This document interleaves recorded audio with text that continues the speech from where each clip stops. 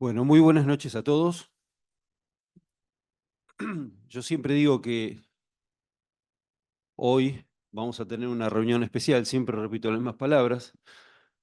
Hoy es la reunión de agosto de la Sociedad Argentina de Flebología y Linfología, y la verdad que es una reunión especial, por el nivel de disertantes que tenemos, por los temas que vamos a tratar, porque hoy vamos a tratar un tema que no se habla mucho o directamente no se habla nada, que es cuál es el equipamiento flebológico que tenemos que tener los médicos que hacemos flebología.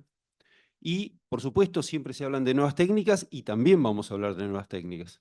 Pero por eso hemos convocado a un grupo de expertos en este tema y realmente tenemos que decir que es una suerte que ellos acepten la invitación, que acepten esta convocatoria y no solo eso, sino que acepten compartir sus conocimientos y su experiencia con nosotros. Así que a todos los que hoy van a acompañarnos en esta reunión científica y nos van a hacer sus disertaciones, desde ya muy agradecidos. Pero vamos, sin más palabras, vamos a dar comienzo al primer disertante, que también hace un gran esfuerzo, porque es un médico que se encuentra en este momento en España, es español, y es el doctor Rubén Rodríguez Carvajal.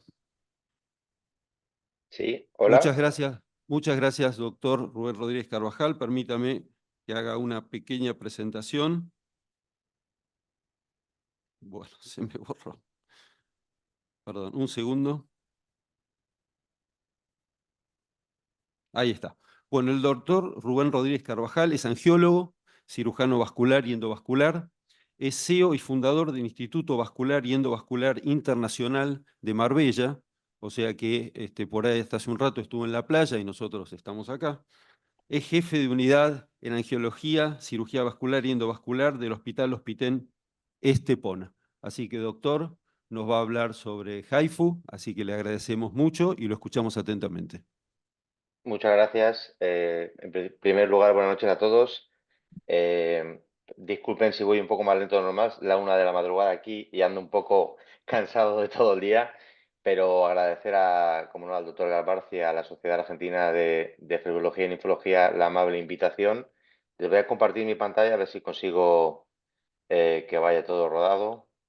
Espero que puedan ver eh, la presentación. Si me dan un minuto, voy a intentar ponerla en modo presentación. Ya, ahí. Espero que puedan visualizarla correctamente. Perfecto. Bien. Bueno, como les decía, les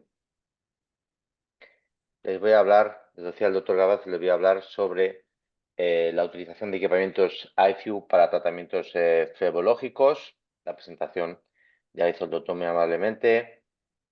Estos son mis disclosures. Iniciaremos un poco planteando la situación del IFU en la evolución de los tratamientos flebológicos. Sabemos que desde la cirugía convencional en las últimas décadas la tendencia a la mínima invasividad ha sido el eje central del desarrollo tecnológico. Los procedimientos mediante catéter y ablación térmica sobre todo han sido fundamentales y desarrollados en las últimas décadas. Parece sensato pensar que el siguiente paso debe ser una técnica no invasiva y es a lo que el iFU pues nos ofrece una posibilidad. ¿Qué es el iFU? Bien, como saben, hablamos de ultrasonidos focalizados de alta intensidad, que no son más que la producción de estos ultrasonidos mediante un traductor cóncavo, que lo que hace es concentrar estas ondas de alta energía en un punto focal de unos 3 milímetros aproximadamente, y nuevamente viene acompañado por un traductor lineal que ofrece una visión en vivo de la vena diana que vamos a tratar, y lo que hacemos es generar un punto de energía rápido de calentamiento. No es más que una ablación térmica con la consecuente necrosis coagulativa y el proceso de inflamación y la reacción posterior que lo que objetiva o lo que intenta conseguir es una fibrosis permanente del vaso diana. ¿Qué ventaja nos ofrece? Pues la principal ventaja es ampliar sobre todo nuestro espectro de pacientes a tratar. Nos va a permitir tratar venas tortuosas que la ablación endoluminal no nos va a permitir, aunque ahora ya hay técnicas que también lo permiten, pero sobre todo también nos va a permitir tratar pacientes con úlceras, con tejido cutáneo afectado o débil, que no es candidato a cirugía, e incluso pacientes que tengan problemas de coagulación o que estén bajo tratamiento anticoagulante, de manera que nos va a permitir tratarlo sin la necesidad de retirarlo. Y también en los casos de recidivida vamos a poder tratar tanto cavernomas como otras incluso posibles malformaciones venosas. Bien, aquí es, hablando de equipamiento, les muestro el aparato, el sistema Sonovein que tenemos en nuestra clínica de Marbella, aplicado sobre el paciente. Aquí ven como el VTU, que es la unidad de visualización y tratamiento, es lo que aplicamos directamente encima de la piel del paciente. Y lo hacemos siempre en un setup ambulatorio. Aquí les enseño nuestra sala febrológica, nuestro quirofanito equipado tanto con la ecografía y todos los dispositivos para poder realizar la técnica que realizamos normalmente, como ven, en esta posición, con el paciente siempre en decúbito, obviamente, y con el dispositivo a la izquierda.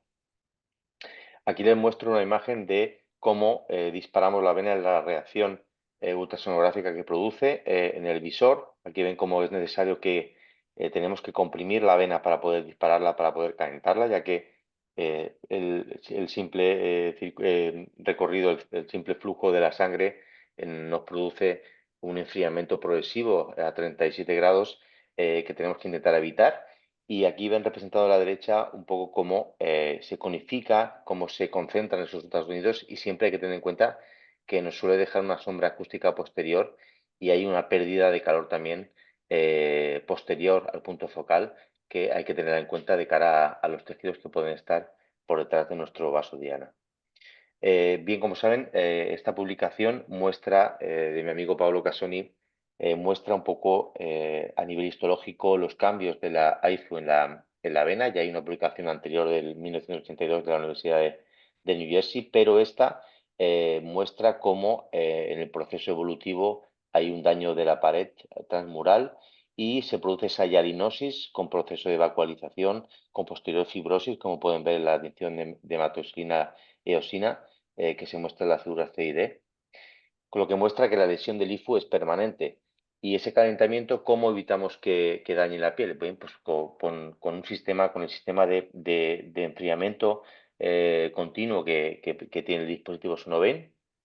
Con este sistema de enfriamiento lo que conseguimos es difundir o diseminar ese calor que se pueda concentrar en el punto de la piel en el que estamos incidiendo. La evolución de esta tecnología, la verdad que ha sido muy acelerada, tan solo en 4 años. Como pueden ver en la pantalla, es un poco la comparativa, ¿no? de la primera versión del Sonoven, el Sonoven 1 al Sonoven HD, que es la cuarta. Pues la evolución técnica, el cambio visual y las características técnicas que nos permiten tratar las venas, pues han mejorado de una forma muy, muy exponencial. Aquí les muestro, por ejemplo, cómo han evolucionado los pulsos en los que podemos disparar. Al principio solo disponíamos de pulsos volumétricos en la energía de aplicación con tiempos muy largos, 4 o 8 segundos, pero con los nuevos dispositivos, con el Sonoven S y el HD, ya disponemos de pulsos de 0,5 segundos y un segundo que nos permiten tratar mucho más rápido y que son pulsos mucho más energéticos, por lo que producen un daño mucho más rápido en la pared de la vena. ¿Qué vena vamos a poder tratar con el IFU? Pues prácticamente casi cualquier vena. Aquí pueden ver pues, una vena safena, prácticamente 25 centímetros de vena safena mayor. También hemos tratado venas safenas anteriores, accesorias, hemos tratado perforantes, incluso ejes aberrantes, en este caso un eje externo en una paciente con recidiva, y siempre, como ven, en esta forma de aplicarlo y hacerlo siempre de una forma perpendicular al vaso diana. Aquí les muestro un poco el desarrollo durante 12 meses de una vena safena tras el tratamiento, y pueden observar cómo hay pues la presencia de esta inflamación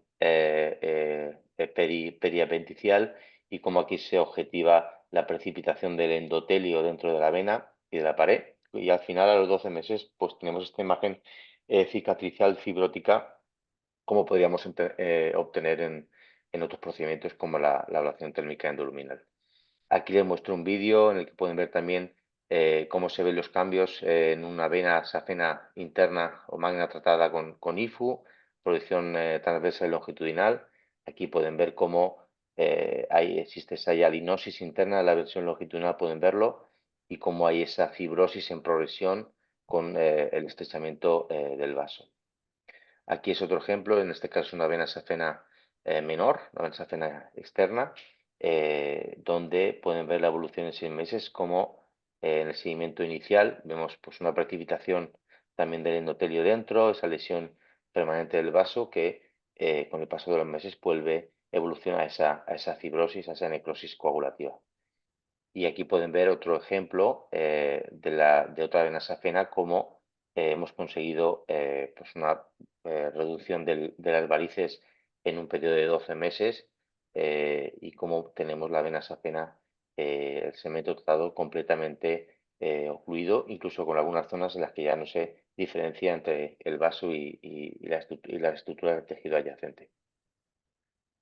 Hemos podido tratar incluso perforantes, pacientes con úlceras, como ven aquí, pacientes con recidivas. Las perforantes es un territorio un poco challenging todavía, pero la verdad que combinándolo con otras técnicas hemos tenido muy buenos resultados y también hemos podido tratar neovascularizaciones en la unión safeno-femoral, sobre todo, que es de donde hemos tratado este tipo de recidivas, y como pueden ver en la imagen, pues conseguimos también una oclusión bastante permanente de estas lesiones. Para tratar recurrencias, por norma general, siempre lo hemos combinado con escleroterapia y, como pueden ver, podemos selectivamente tratar los puntos de fuga que presenta el paciente, como en este caso, que tiene dos segmentos de vena safena anterior accesoria y un segmento recanalizado de vena safena magna, y le hemos tratado ambos con nuestra terapia IFU. Como saben, ya han surgido en los últimos 2 años pues algunos papers, alguna evidencia científica. Nosotros tenemos la suerte de estar en proceso de publicación. Próximamente tendremos este paper a su disposición para que puedan leerlo, donde presentamos los 102 primeros pacientes que hicimos con un seguimiento de 12 meses, recogidos prospectivamente, con los endpoints que ven ahí, el rato de oclusión, rato de cogimiento de vena y pacientes libres de reflujo, y, como ven, sobre todo tipo de venas, tanto safenas como perforantes y otras. Hemos tratado tributarias, venas de Giacomini y, como les decía, también pues neovascularizaciones. Y bueno, dentro de este modelo, pues hemos intentado darle un nombre científico, ¿no? Ya saben, un poco a la americana. Le hemos llamado terapia, que es extracorporeal IFU vein ablation, para un poco pues denominarla de una manera un poquito más corta y un poquito más científica, y dejar aparte un poco los nombres comerciales. En nuestra experiencia, bueno, la verdad es que tenemos unos ratos de oclusión que son muy buenos a 12 meses en curva de supervivencia, y también una reducción clínica muy importante, mejoría clínica muy importante en nuestros pacientes, con una reducción significativa en el Venus Clinical Severity Score. Y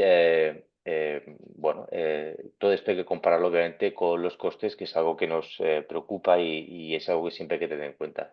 Es verdad que nuestra situación es un poco especial porque, bueno, como saben, pues somos pioneros y tenemos una relación de desarrollo con la casa comercial, con Teraction, que es la empresa que creó esta tecnología. Pero la realidad es que el sistema Sonoben requiere una inversión inicial pues bastante importante, y aparte cada pack de fungible pues hay que comprarlo, y tiene un coste por paciente, sin desmerecer que obviamente hay que contabilizar los gastos de la sala de tratamiento, el tiempo invertido por un procedimiento que puede ser pues un poquito más extenso que para otros procedimientos más rutinarios, y que normalmente también vamos a necesitar tratamientos adicionales para completar, digamos, un poco el tratamiento final para el paciente. Además, que es una técnica que al ser novedosa, pues obviamente no tiene el reembolso todavía de compañías aseguradoras y en ese sentido es complicado que tenga una difusión pues rápida. En nuestro entorno y por nuestras condiciones, hoy por hoy es una técnica que para nosotros es competitiva pues con el Nebla combinado con la escleroterapia, pudiendo ofrecerlas a los pacientes con un año de garantía a precios de mercado pues, similares en nuestro entorno. Y ya para acabar, pues decirles que el IFU es una terapia que es una realidad ya hoy día y en mi opinión y con los datos que tenemos es una realidad válida y segura. Su aplicabilidad es muy versátil, se pueden tratar muchos tipos de venas, incluidos troncos a venas cortos, perforantes, etcétera. En nuestra opinión, la IPA es una técnica segura y efectiva y que la podemos utilizar en cualquier territorio y con unos datos de oclusión, al menos hoy por hoy, que son parecidos a los que tenemos en la bibliografía con otras técnicas. Además, representa un tratamiento disruptivo por ser como es, por su característica de no invasividad y que además expone un horizonte de desarrollo que todavía no ha tocado techo y que probablemente seguirá mejorando en los siguientes años. Muchas gracias. Aquí les dejo una foto de Marbella desde Sierra Bermeja, que está cerquita de la clínica, a 30 minutos. Y permítanme que para finalizar les invite a la reunión del Benin Benis, de la que tengo el placer de ser miembro del comité ejecutivo con mi amigo Luca Palombi, que se celebrará en abril del próximo año. Así que nada más, muchas gracias.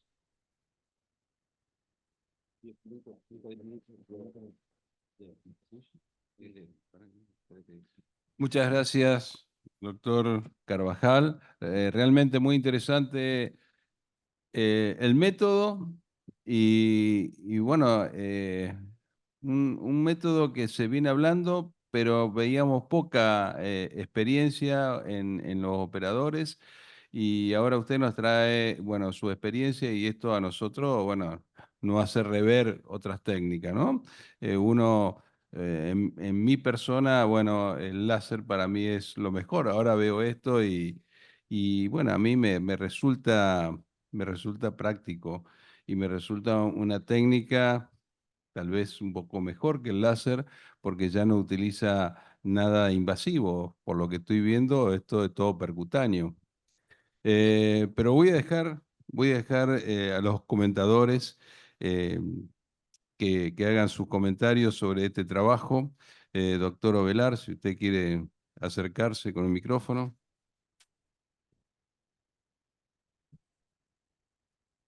No, no. Ponelo fuerte así. ¿Se escucha Ariel ahí?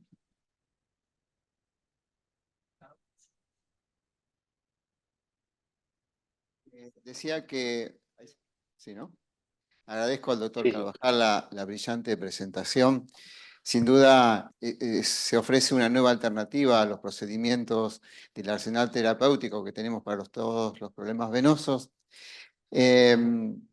Cuando se instala un método nuevo, quienes no tenemos experiencia y quienes no tenemos conocimiento, nos genera una incertidumbre en el cual tratamos de buscar y soslayar esa incertidumbre a través de la consulta, de los aportes científicos en los medios indexados. Y traté de buscar y realmente las publicaciones que encontré fueron las suyas. Por eso que quisiera hacer dos preguntitas. Una es, ¿qué factores usted considera que son una contraindicación de realizar este método y qué complicaciones más frecuentes o efectos adversos más frecuentes ustedes pudieron ver en la vasta experiencia que tienen? Desde ya, muchísimas gracias. Muchas gracias, doctor, por la pregunta. Mire, realmente las limitaciones yo las dividiría en dos principalmente. La primera son limitaciones técnicas. Las técnicas es que básicamente la vena a tratar tiene que estar en un rango focal en el que podamos disparar y eso va desde 9 a 24 milímetros, que es lo que nos ofrece el rango terapéutico de la máquina Sonovein HD hoy día. Eso está en progreso, está mejorando. Seguramente van a surgir nuevos pulsos en el futuro que nos van a permitir tratar, sobre todo en más profundidad, que es un poco lo que estamos ahora buscando, poder tratar venas que pueden estar hasta 3 centímetros de la piel. Y en ese caso, obviamente, en pacientes obesos también tenemos una contraindicación importante porque no podemos llegar a disparar correctamente sobre todo el diámetro de la vena. Eso es por un lado. Y la segunda contraindicación, le voy a decir que para mí es algo muy importante, que es la paciencia del operador. Eso se lo tengo que decir porque en nuestra curva de aprendizaje, con mucha gente que ha venido a vernos trabajar, a ver cómo hacíamos la técnica, el perfil del operador es muy importante para el éxito de la técnica. Eso es algo que yo he aprendido viendo a mis compañeros pues realizar procedimientos y a gente que ha venido a preguntar. No es una técnica para ir rápido. Hay que conceptuarla dentro del contexto de lo que es. Es verdad que aplicarla es más despacio, pero luego el contexto global de lo que conlleva por el hecho de sacar al paciente de quirófano, no tener que pasar por un procedimiento anestésico, por un procedimiento posoperatorio, hace que se reduzca de manera importante el tiempo global del proceso, que normalmente no supera la hora y media entre que el paciente entra y se va a su casa en la clínica, en nuestro centro. Pero bueno, es otro factor a tener en cuenta. Limitaciones técnicas, lo primero, obviamente, la indicación y, como le digo, el operador tiene que conocer la técnica y la curva de aprendizaje, pues es algo que es un poquito tedioso al inicio. En cuanto a las complicaciones que me comentaba, pues mire, hay que tener en cuenta y tener cuidado en pacientes con hipersensibilidad cutánea, pacientes atópicos, porque pacientes que tengan la piel muy sensible puede provocar alguna quemadura superficial. Hemos tenido pocos casos, pero los hemos tenido y todos han coincidido en pacientes con cierta hipersensibilidad, tanto a químicos como a la exposición solar. Y luego, por otra parte, sí que hemos visto, pues igual que con el láser, un poco complicaciones menores tipo tumescencia o algún tipo de parestesia focal en las zonas que hemos tratado, sobre todo los pacientes que hemos tratado venas ajenas menores. Sí hemos encontrado alguna parestesia, sobre todo los pacientes iniciales, hasta que no hemos un poco adaptado el protocolo a lo que es la aplicación de la técnica y la difusión del calor posterior, como les comentaba, que hay que tenerlo en cuenta y hay que, sobre todo en el territorio de la vena safena menor, hay que maximizar la precaución y hay que aumentar un poco la tumescencia que realizamos. No hacemos un protocolo anestésico de tumescente, pero en el caso de la vena safena menor sí que conviene explayarse un poquito más y intentar separar bien, sobre todo el nervio tibial y el nervio sural en el caso de que vayamos a tratarlo. Perdón, Rubén, cortamos un poquito así, damos lugar a los comentarios. ¿Puede Sí, ser? sí. Doctor Juan Pat, y después de vos.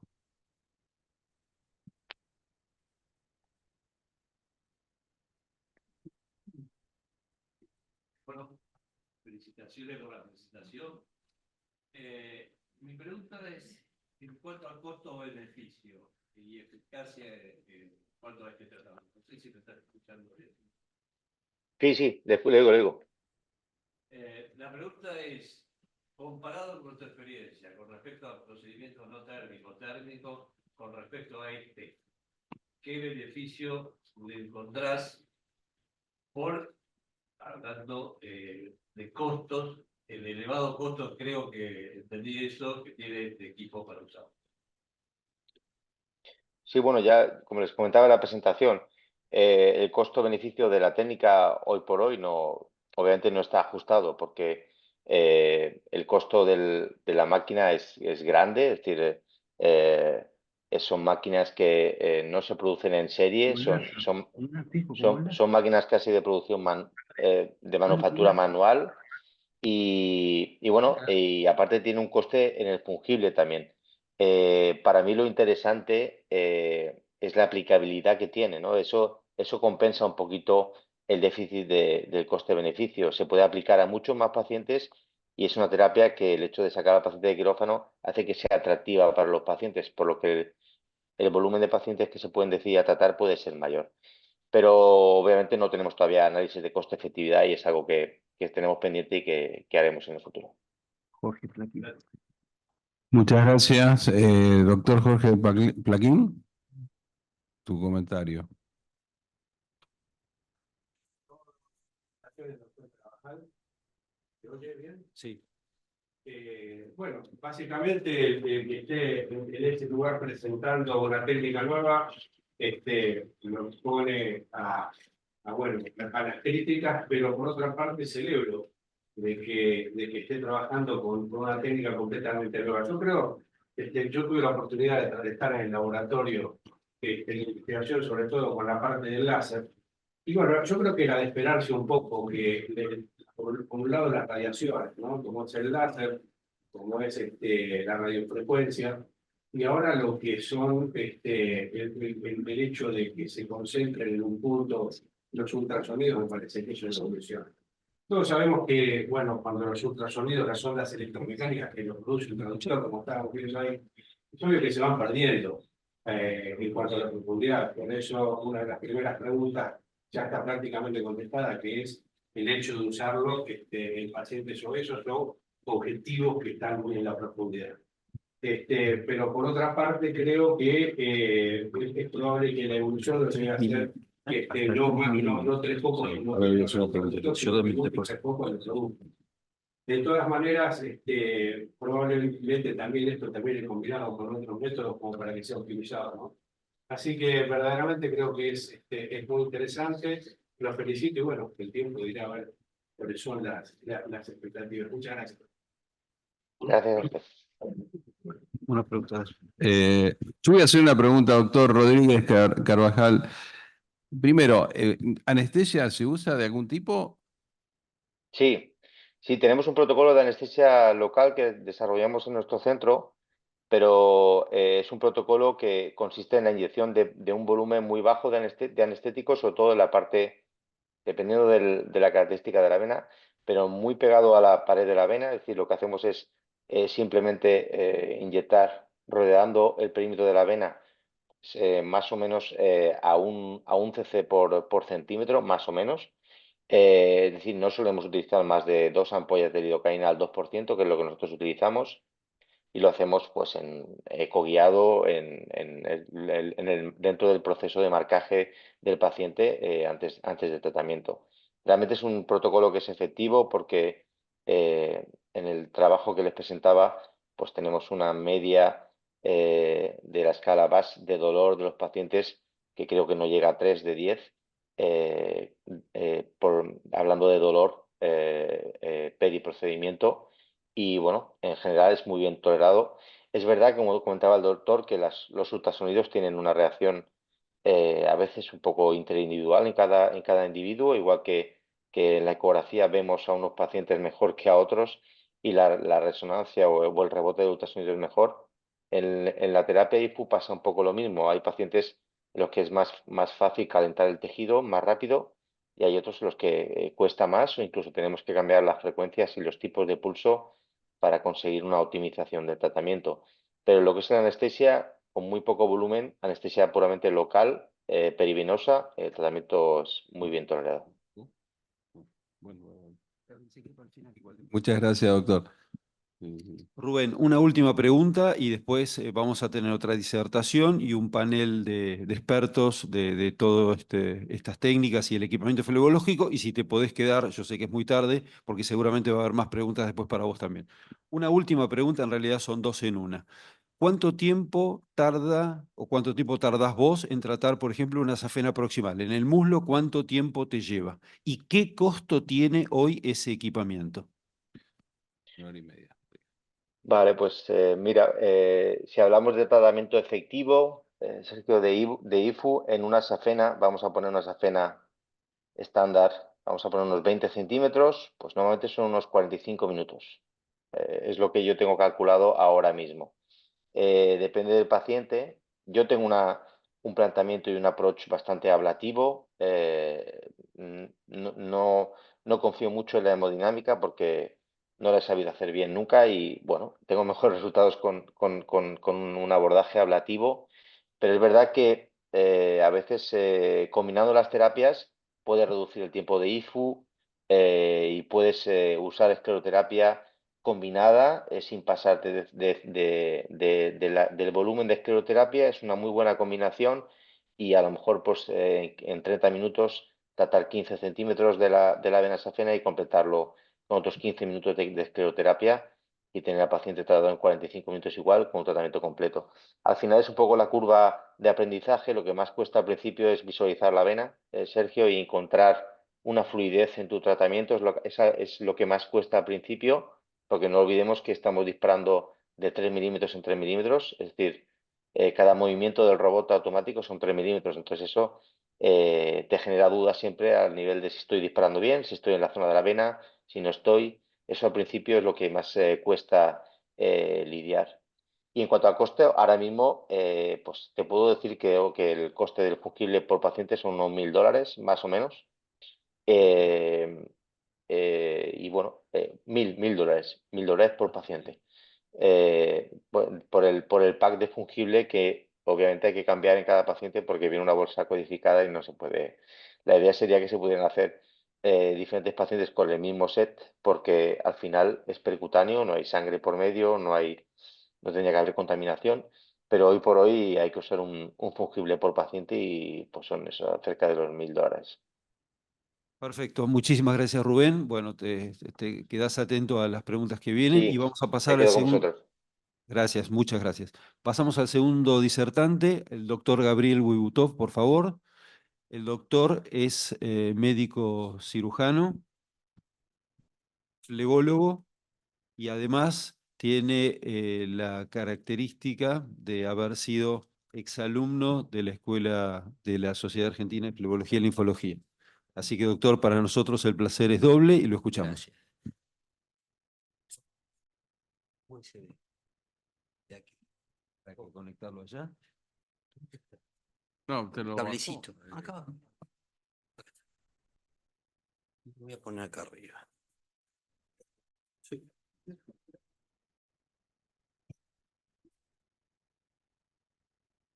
Unos segundos, conecto esto acá. Esto lo conecto acá.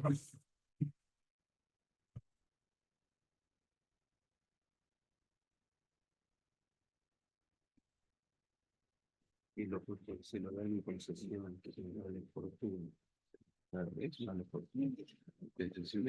Bueno, me encomendaron el tema de la utilización del láser azul de 445 nanómetros.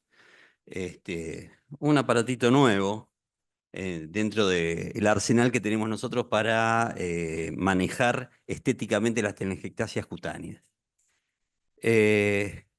Es una herramienta más disponible para el tratamiento estético juntamente con la escleroterapia y la radiofrecuencia, aunque sabemos, todo el mundo sabe, que el gold estándar es la escleroterapia para el tratamiento de las telangiectasias. Pero acá aparecieron desde hace un tiempo, que ahora les voy a hablar, dos herramientas más que son simbióticas, son coadyuvantes, ayudan a afinar esa telangiectasia que a veces cuesta un poquitito más con cualquiera de los tres métodos que se van presentando. Entre los tres llegamos a un camino que es un poco más estético y un poco más demandado por tanto los pacientes como los médicos.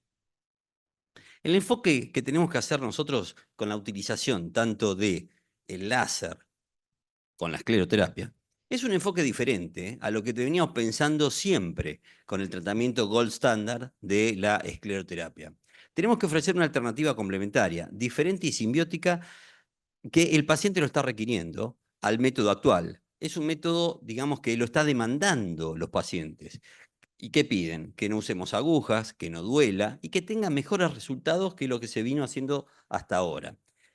Obviamente, sabemos que el manejo escleroterápico estético de las telangiectasias es operador dependiente. O sea, más que operador dependiente, depende del arte de cada flebólogo, su experiencia, la medicación que utiliza, el tipo de paciente que tiene. Es algo que no es matemático, es un arte que está en relación a la experiencia que tiene y a la medicación que usa y a qué tipo de paciente tiene. Pero esto es una herramienta más que es muy buena usarla para, digamos, diferenciarse de los demás flebólogos que muchas veces usan una sola herramienta y otros usan dos y hasta usan tres. La tercera, en este caso, que no voy a hablar en esta presentación, es la radiofrecuencia, pero voy a hablar solamente del láser. Ya dije anteriormente que el gold estándar es la escleroterapia. Pero ¿qué pasa? El paciente que viene al consultorio no sabe qué quiere decir ni gold estándar, no tiene ni idea. Dice, me esclerosaron y tengo un resultado X, bueno, malo o regular. Entonces el paciente mismo, ahora con toda la parte de redes sociales y la inteligencia artificial, va a la búsqueda en su teléfono, en su computadora, de qué es lo que dice las redes sociales o la misma inteligencia. Y lo que dice es esto que está escrito acá. No lo pone en primer lugar a la escleroterapia. A la escleroterapia la pone en tercer lugar. Lo que pone en primer lugar es, para el tratamiento de las telangiectasias, es mejorar la insuficiencia venosa crónica, utilizar como segunda alternativa la luz pulsada o láser. En tercer lugar, la escleroterapia. En cuarto lugar, la radiofrecuencia. Y en quinto lugar, la cirugía. Entonces, el paciente viene y dice, bueno, mira, quiero que me hagan láser por esto, esto y lo otro. Y uno, si no lo tiene, está limitado en su arsenal terapéutico estético para el tratamiento de telangiectasias. Entonces, eso es algo muy importante. Entonces, tenemos que tratar y hacer una estrategia en el tratamiento y en la secuencia de las herramientas para tratar esa telangiectasia. Yo personalmente las uso, las tres cosas. Y las uso según qué tipo de telangiectasia tengo. Si tengo una telangiectasia aguda, uso el láser. Si tengo una telangiectasia subaguda, uso la escleroterapia. Y si tengo una telangiectasia crónica, que es dura, que es azul, que ya la estuvieron esclerosando y quien no se quiere ir, uso la radiofrecuencia que utilizo un poco más de energía. Y si son recidivas o recidivantes, bueno, hay que usar todo, las tres cosas, y tratar de que eso, digamos, se colapse, se afine y tenga mejor resultado estético. Con respecto al láser. El láser yo empecé a manejarlo en el año 98, cuando realmente había poco láser, y los aparatos eran unos aparatos muy grandes, como está ahí en la diapositiva, que eran muy pesados, muy grandes, difíciles de manejar, con mucha ingeniería, pero bueno, la longitud de onda de aquella época era de 523 nanómetros, de 532, está mal escrito ahí, nanómetros, y la penetración era de unos pocos milímetros, como está el gráfico.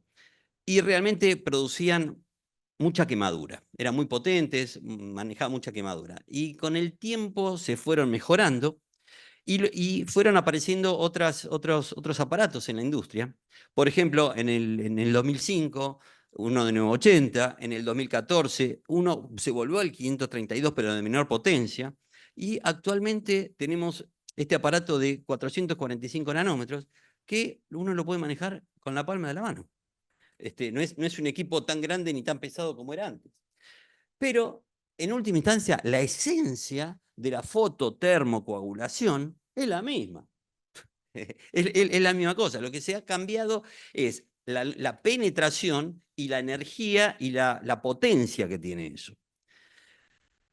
Entonces, fíjense, antes se manejaban 10 watts y ahora se manejan 3 watts como máximo. Se bajó mucho para no tener tantas complicaciones. Y lo que se está jugando es con el ancho de pulso y con la potencia, con esas dos cosas. Entonces, ha pasado el tiempo y lo que se está mejorando es en no manejarse tanto con complicaciones y con quemaduras. Los parámetros pueden ser valores bajos o valores altos. Mucha potencia, mucha fluencia o mucho pulso. Entonces, el paciente dice, doctor, ¿duele lo que me va a hacer con el láser? Y si no te pongo ningún agente anestésico y quiero que la vena se vaya colapsando, te va a doler. La verdad es que duele. Entonces, empecé a buscar agentes anestésicos. Lamentablemente, ningún agente anestésico, que es la lidocaína en jalea o la norcaína, a la piel le hacen nada, absolutamente nada. La piel es un cuero grueso que no absorbe nada. No es lo mismo que una mucosa, que absorbe mucho. Entonces, he probado con concentraciones muy altas de norcaína, que tengo amigos farmacéuticos, estuvimos hablando, me estuvieron preparando, y la verdad que no hace absolutamente nada. Lo único que hace dormir la piel es el frío, ponerle elementos fríos, o un piezoeléctrico frío, o hielo, o lo que fuera. Pero es un tema conseguir frío para un consultorio, la heladera, el hielo y todas esas cosas. Entonces opté por lo más sencillo y efectivo, que es la inyección subdérmica de lidocaína al 2% sin epinefrina. Duele un poquito, es como una picadura mosquito, pero a los 30 segundos, al minuto, la verdad que el paciente está muy cómodo y se banca cualquier cosa. Entonces, empezamos a agarrar la telangiectasia y le empezamos a disparar. Y fíjense, acá tienen. No sé si se puede llegar a ver, sí, se ve. ¿Sí? Se ve cómo son los disparos y cómo va colapsando esa vena con la fototermocoagulación. ¿Sí? La escleroterapia es una coagulación química. Esto es una coagulación física, rápida y que se ve en el consultorio. A diferencia de la escleroterapia, lo que hace es tener un componente de inflamación de la piel que está siempre, porque al atravesar la piel se inflama. Y les voy a mostrar esta otra también, que es muy buena, que la tengo acá, que se ve creo que un poquito mejor. Fíjense, ahí de costado. Ahí está. No sé si logran ver,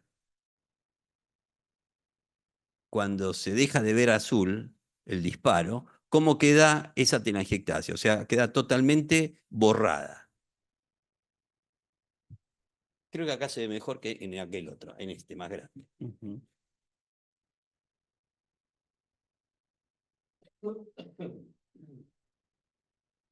En esa se va a ver, en esa. Fíjense.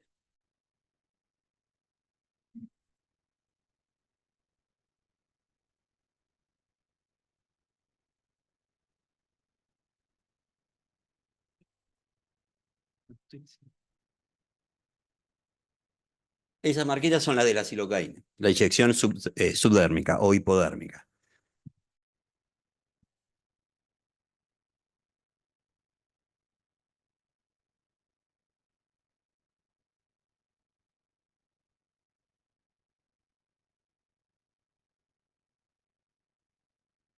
Bueno, listo. Es eso como se ve, ¿sí? Ahí en eso se ve bastante bien.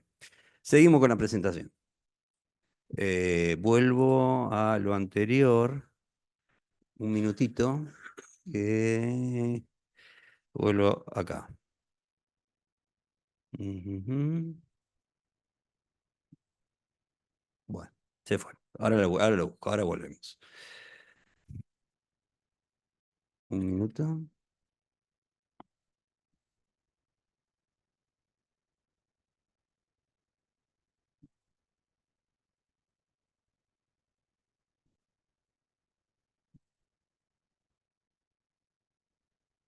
Téngame paciencia.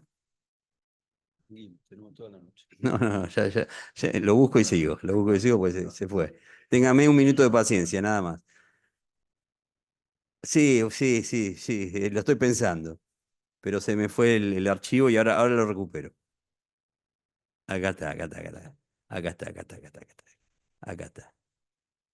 Entonces vuelvo al anterior y vamos por acá. Ahí está. Este ya lo vimos y pasamos a lo... Ahí. Bueno, entonces, cuando tenemos el paciente frente a nosotros, tenemos que hablar de una estrategia de sesiones láser. Entonces, el paciente siempre quiere, cuando utilizamos el láser, piensa que el láser es una palabra mágica y de magia no tiene nada. No sé si ustedes saben qué quiere decir láser, porque la gente piensa que el láser es David Copperfield que baja del cielo, te pone un aparato en la pierna y se va todo y se terminó de una sola vez. Y no tiene nada que ver con eso. Láser quiere decir L, y lo digo especialmente porque es importante saberlo y es importante decírselo a los pacientes. L es luz, light. A, amplificada. S, source, que es la fuente. E, emission y R, radiation. O sea, es una luz amplificada que emite una fuente que emite radiación. Eso quiere decir láser. Entonces, si uno se lo transmite o lo sabe, sabe positivamente que es una luz que se concentra en un punto y genera 120 grados centígrados, no centímetros, centígrados.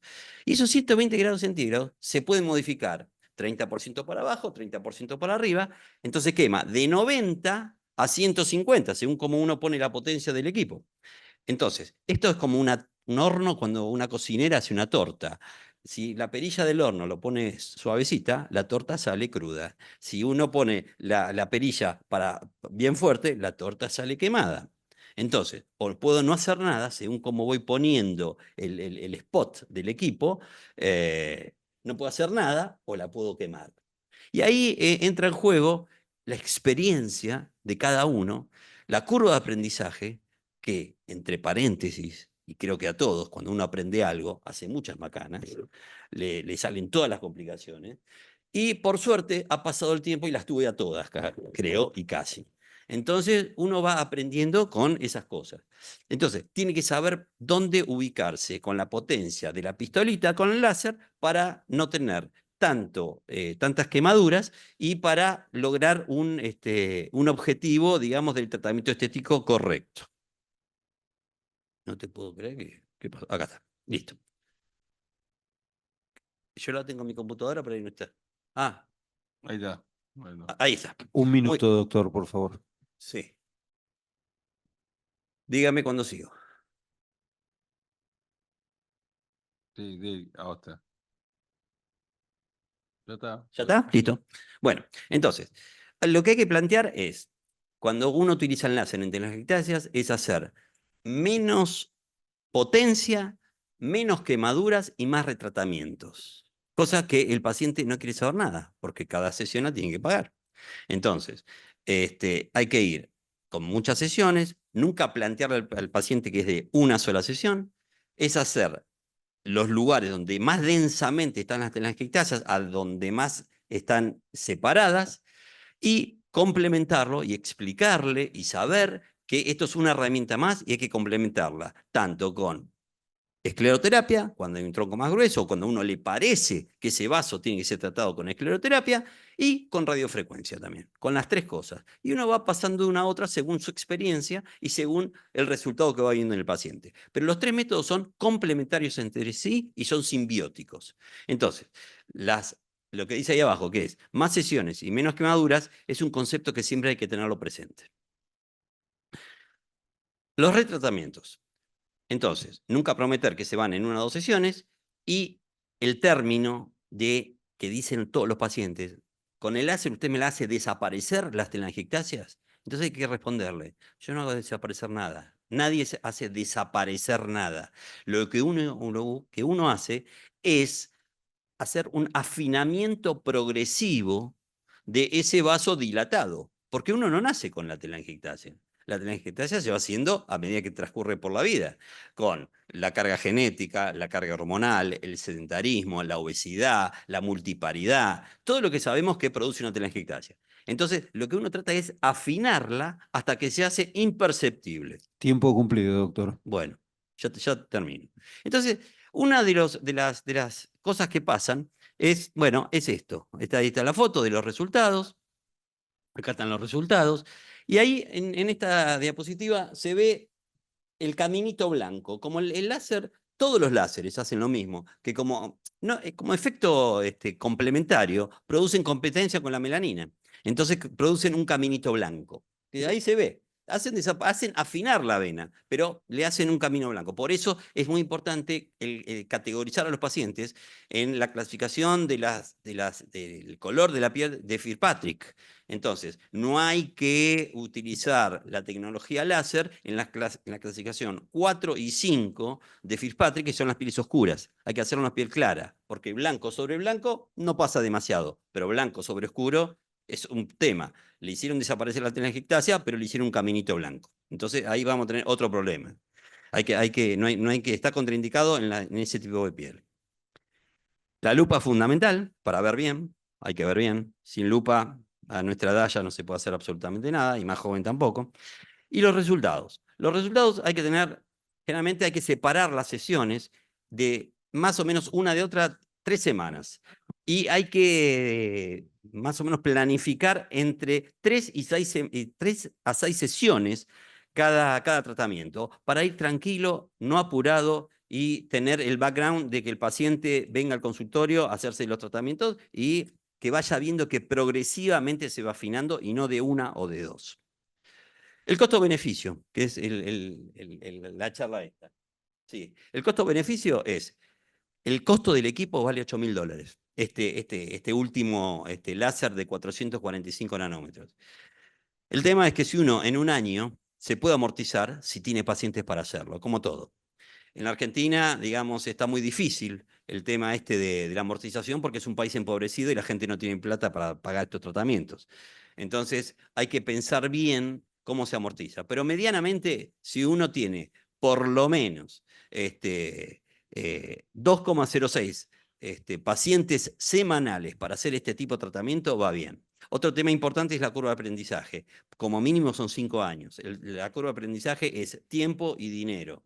Tiempo porque lleva tiempo, y dinero porque hay que bancar las complicaciones, las pomadas, las cremas, las quemaduras, los parches, todas esas cosas que tienen un costo y el paciente no lo quiere pagar. Cuando pasan estas complicaciones, bueno, lo tiene que afrontar el médico tratante. Muy bien. Las financiadoras, un tema álgido. La tenemos que excluir de todo esto, porque si las incluimos en el marketing de la utilización del láser, la tecnología láser para el tratamiento de las telangiectasias, a la larga nos van a fagocitar. Como nos fagocitaron con la escleroterapia. Yo me muevo en un ambiente acá en Capital Federal que manejo prepagas. Entonces, las prepagas tienen un valor y un número por año para cubrir a sus pacientes. Y los pacientes se quieren agarrar de ellos, no quieren pagar nada de su bolsillo. Y es muy difícil sacarlos de ese círculo para que paguen los tratamientos de escleroterapia. Y más aún los tratamientos con láser. Entonces, si utilizamos el láser, no debemos permitir, como médicos flebólogos que somos, que lo cubran las financiadoras. ¿Qué más? ¿Lo dejamos para las preguntas, puede ser? ¿Cómo no? Listo. Esta es la última. Esto es lo que se cobra, digamos, a nivel mundial.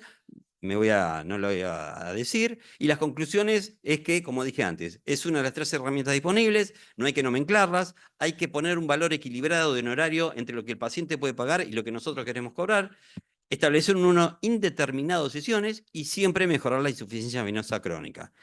Y nunca en verano. Y nunca en los pacientes 4 o 5 de Fitzpatrick. Listo. Muchísimas gracias, doctor. De nada. Bueno. Doctor Juan Pat, le damos la palabra para algún comentario. Yo tengo algunas preguntas para después.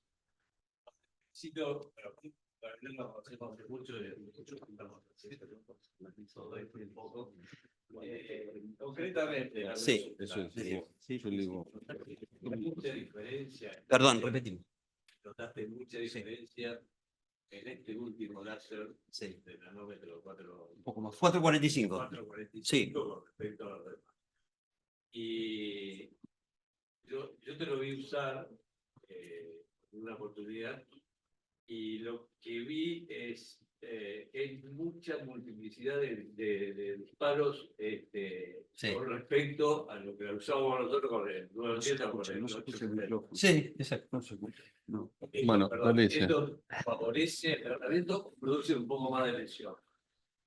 Todo depende de lo que vos vayas viendo. No te veo, Juan Carlos. Porque ahí está gozo. Así hablo acá.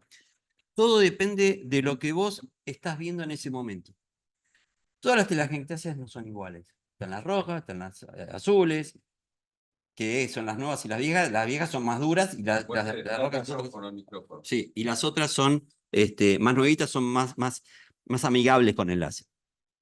A mí me gusta ver que el vaso se vaya colapsando como mostré en la filmación.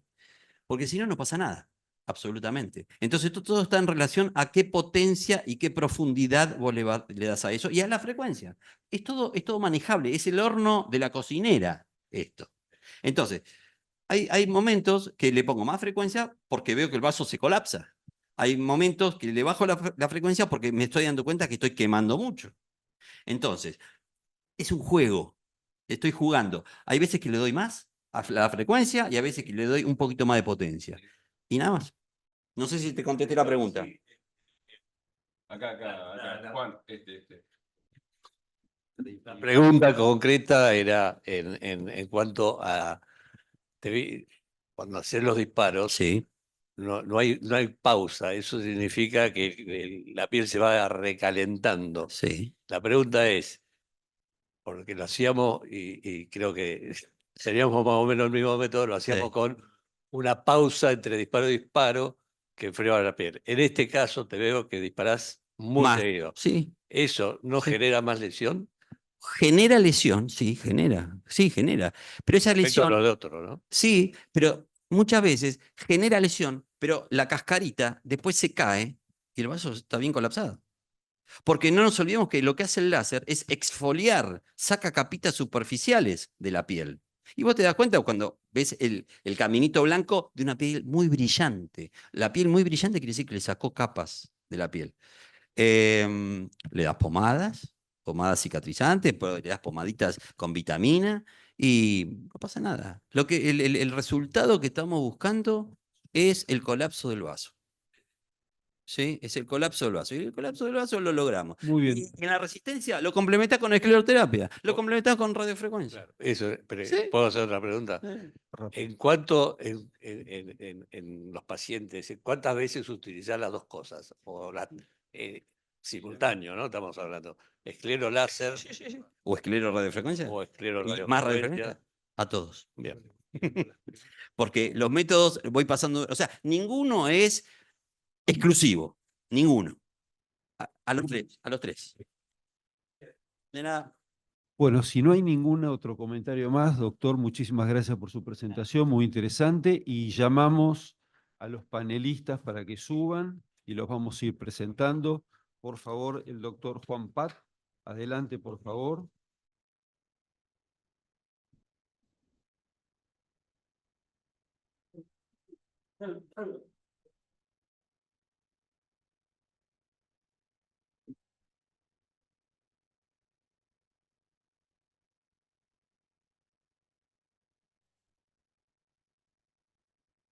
El doctor José Ovelar, por favor, y el doctor Jorge Plaquini.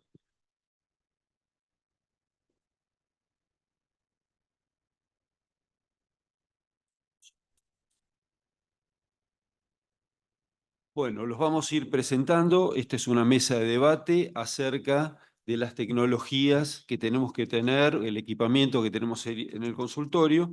El doctor Juan Pat es médico cirujano y flebólogo, expresidente de AFLIPBA, y por supuesto es un eximio jugador de golf, que eso también es algo importante. El doctor José Ovelar es especialista en flebología y linfología, cirujano general consultor, profesor titular de la Facultad de Ciencias Médicas de la Universidad Nacional de La Plata y expresidente del Colegio Argentino de Cirugía Venosa Linfática. Y el doctor Jorge Plaquín es médico flebólogo, cirujano vascular de futbolistas argentinos agremiados, porque es un hombre que maneja muy bien la pelota. Entonces, vamos a iniciar esta mesa de debate y yo les voy a hacer algunas preguntas y ustedes van a ir respondiendo. Entonces, vamos a empezar de lo más básico.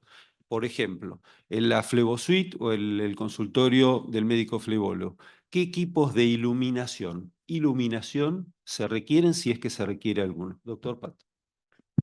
Sí, particularmente es bastante importante, por lo menos en el caso mío, que últimamente estamos perdiendo un poco la visión.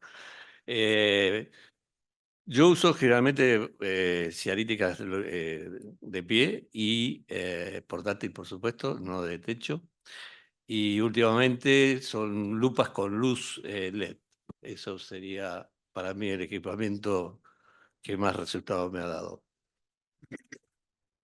Bueno, creo que hay que iluminar para ver, ¿no es cierto? Por supuesto que la buena iluminación ambiental es fundamental, pero por supuesto también hay que iluminar el objetivo que uno va a tratar. La transiluminación creo que es lo más práctico que es. Después viene la transiluminación. Sí, listo. En cuanto a la, en cuanto a la iluminación ambiental, bueno, ya lo dijo el doctor Pat, y creo que sí, por supuesto, métodos para ampliar, para tener más, una buena lupa siempre creo que es fundamental, ¿no es cierto? En lo preferente, como dijo el doctor, yo tengo que iluminar donde miro, ¿no? Donde dejo la visión. Una cosa es la luz ambiente y otra cosa es lo que yo quiero ver. Entonces yo uso en forma sistemática una luz frontal, de luz fría, potente, y voy regulando porque muchas veces mucha energía genera brillo. Entonces se regula la intensidad de la luz y uso una lupa lejos, lejos cerca, cerca que me permite tener buena visión y estar acomodado tranquilamente para explorar y para tratar. Perfecto. El segundo tema sería equipos de transiluminación. Se utilizan para telangiectasias y varices reticulares. Sí, yo particularmente uso el transdérmico, el luz roja, portátil, por supuesto. No tengo experiencia con otros.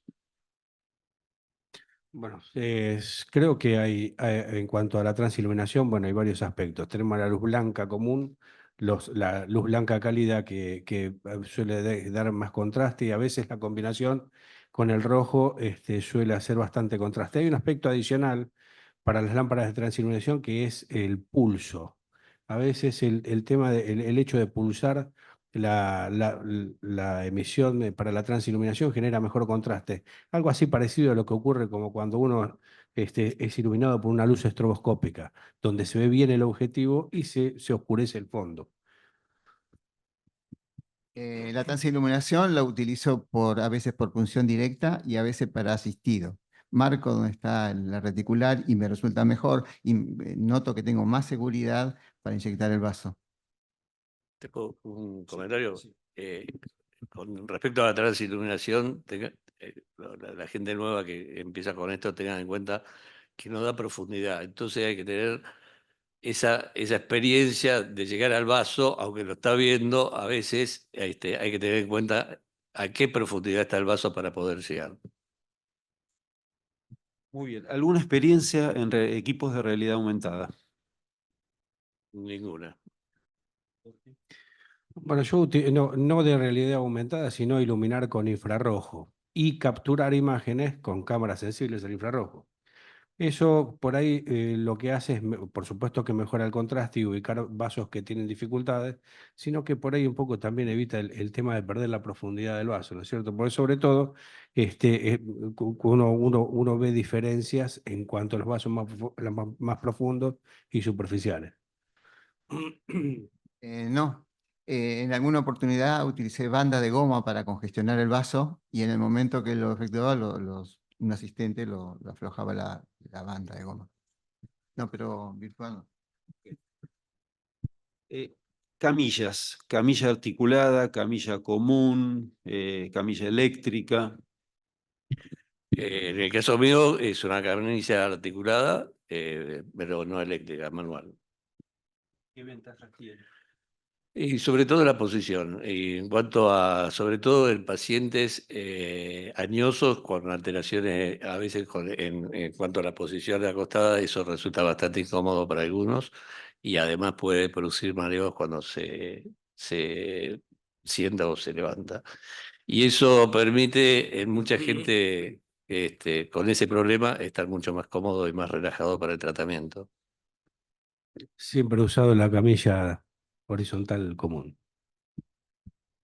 Yo uso camilla horizontal común, pero también tengo una camilla odontológica que me permite fluctuar en distintas posiciones. Es muy bueno. Jorge, ¿la camilla está contra la pared o vos rodeas al paciente en esa camilla común? O sea, ¿vos vas de los dos lados o vas solamente a la derecha del paciente? Como soy diestro la mayoría de las veces, siempre tengo el paciente con la cabeza hacia mi izquierda. Estás vos a la derecha del paciente. A veces, en casos un poco más complejos, por ahí lo he rotado o me he ido yo del otro lado, pero el 90% del tiempo siempre el paciente hacia mi izquierda. Muy bien, vamos ahora a los equipos para tratamiento, ¿de acuerdo? Entonces, vamos a empezar con tratamiento esclerosante. Entonces, ustedes me dicen cómo hacen el tratamiento esclerosante, cómo producen la espuma, si es espuma que la hacen en forma artesanal o hay alguna forma farmacéutica o industrial que ustedes utilicen. Con respecto a la espuma, en general uso el método de Tessari. Voy cambiando la concentración de acuerdo a la magnitud del vaso, del clerosante. En las reticulares bajo la concentración y voy preparando espuma en forma fraccionada en jeringas pequeñas de 3 centímetros, de manera tal de tener en cuenta la cantidad que inyecto y la forma me es mucho más accesible.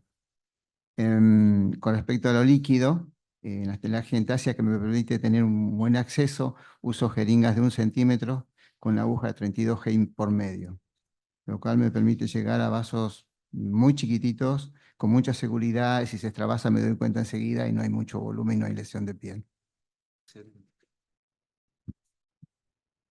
Perdón, una aclaración que por vivencia personal, las 32G pensé que era la solución, pero lo usaba en jeringa de 3 centímetros y el ángulo que lograba, nada, la rompía hasta que me di cuenta que estaba mal. Y la presión también, ¿no?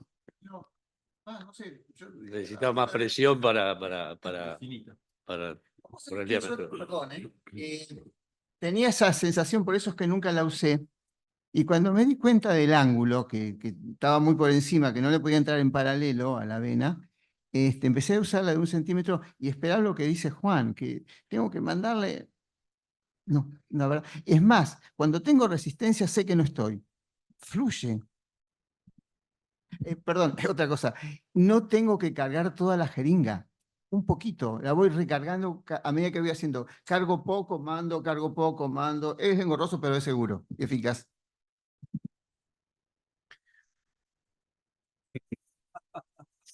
Yo ya desde hace un tiempo diluyo con peróxido de hidrógeno, Sí.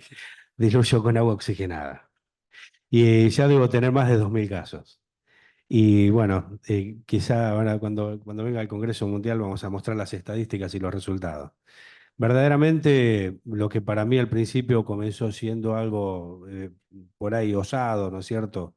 O como una serendipia, resultó ser una cosa que a veces miro el láser y lo dejo ahí parado porque en cuanto a los grandes vasos es maravilloso y para las telangiectasias, si tenemos en cuenta que cuando se mancha el guardapolvo con sangre, le ponemos un poco de agua oxigenada, nos damos cuenta que es blanqueadora.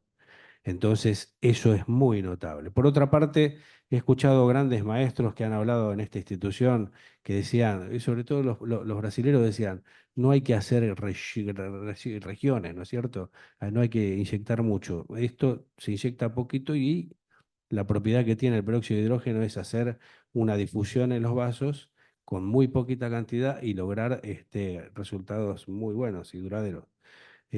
Hace tiempo que ya dejé la escleroterapia convencional y el pobre láser también. Todos limpitos los pacientes con agua oxigenada. Hay algunos que, o sea, si se me va la mano, por supuesto se mancha como todo el mundo, pero uno con el tiempo se va acomodando. Pasan de negro a blanco después. No, yo sigo con la tradicional, el tradicional polidocanol, el líquido espuma. Normalmente comienzo siempre con escleroterapia hasta llegar a un punto donde hasta una 32 ya no puede canalizar la vena y empiezo a usar el láser. El láser es la última etapa mía. Es para terminar lo que no se puede hacer con el esclero. Eso es, creo que, donde mejores resultados he tenido. Probamos de todo. Yo probé láser solo, probé esclero, pero realmente creo que esa tendencia de hacer primero con esclero hasta donde uno pueda llegar sin lesionar la piel y después terminar todo lo demás con láser, estoy teniendo bastante buenos resultados. Muy bien, me faltó algo, me faltó preguntarles por equipos diagnósticos, ecodoppler. ¿Qué tipo de ecodoppler utilizan? Transductor, etcétera. Bueno, sí, yo utilizo siempre, tengo el ecodoppler En el consultorio sigo aprendiendo de acá del profesor Segura, que normalmente nos da algunas clases, y realmente a mí particularmente es un antes y un después el usar el Ecodoppler en el consultorio. Me ha pasado, el martes pasado, por ejemplo, me llega un caso de un paciente que visualmente tenía una tremenda colateral en cara interna de pierna y el ecodoppler venía vena safena normal, ¿eh? Con lo cual lo agarro yo, lo veo yo y el señor tenía una perforante de Hunter y a partir de la perforante de Hunter enfermaba todo para abajo. Y no lo vieron, ni siquiera le pasaron el traductor por ahí. Entonces decís, ¿cómo revertís? Porque el tipo me decía, no, pero a mí me dijeron que estaba sano. Digo, sí, está sano este trayecto, pero de ahí para abajo está enfermo. Bueno, eso creo que nos cambió la cabeza al flebólogo y nos favoreció, por supuesto, todos los tratamientos endoluminales, ¿no? Bueno, por supuesto agradecerle al gran maestro Segura, ¿no? O sea, todos, Sí. todos hemos aprendido de él y yo creo que hacerse responsable de un paciente que trae un ecodoppler hecho por otra persona a veces es difícil.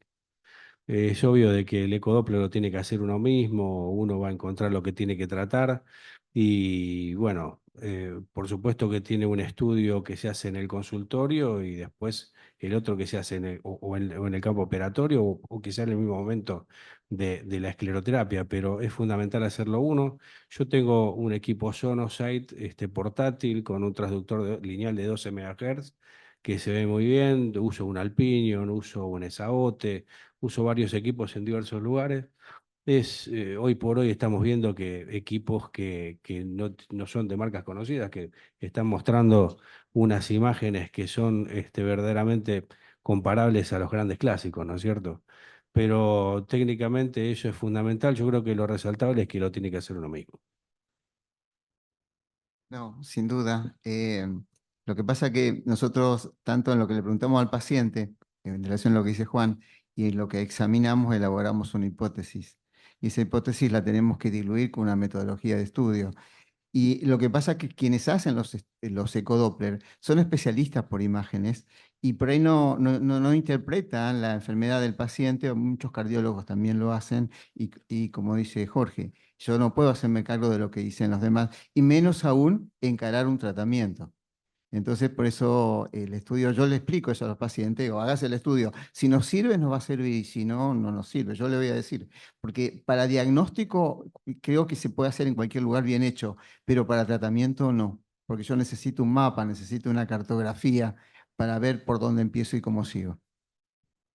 Y uso lineal, sí, por supuesto. Sí, sí, sí, me olvidé de decirlo, sí, yo también, 12 y lineal. Cuando se trata de un paciente con C1, telangiectasias y varices reticulares o telangiectasias solas, aisladas, ¿usan ecodoppler? Yo siempre paso el ecodoppler al paciente. He tenido sorpresas con venas afuera imperceptibles, con insuficiencia.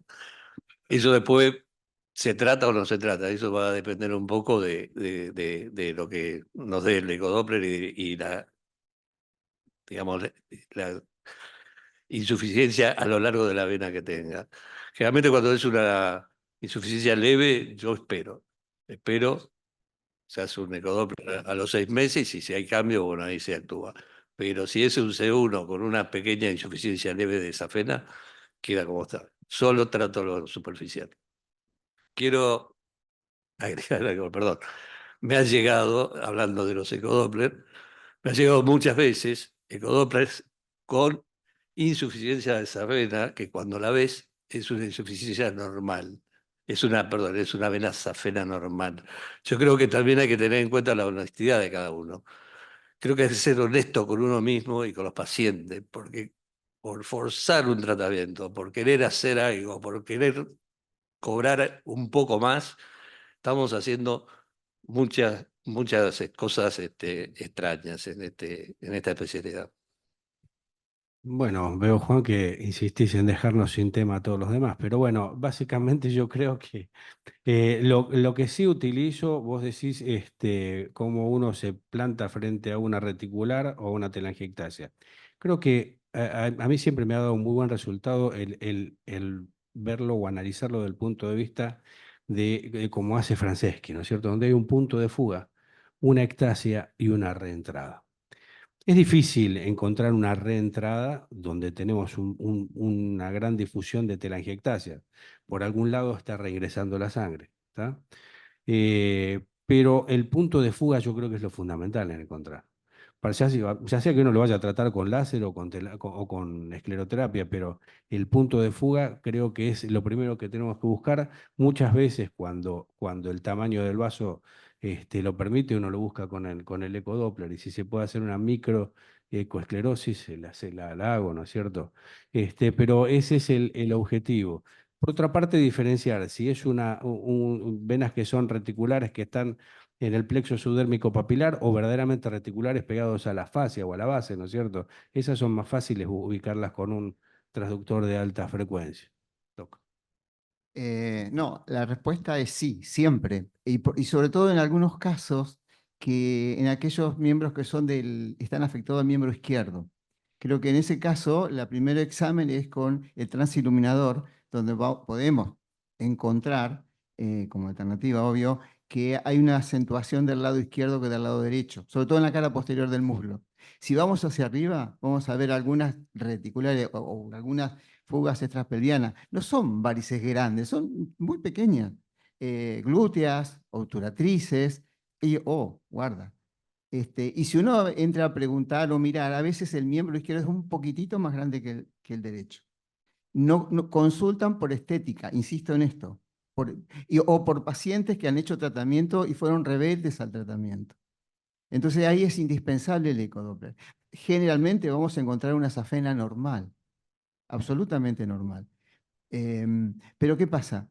Si nos vamos a explorar el sistema venoso profundo a nivel femoral común, son pacientes que por ahí tienen pérdida de la fascicidad y alguna epigástrica dilatada o algunos puentes muy pequeñitos suprapúbicos.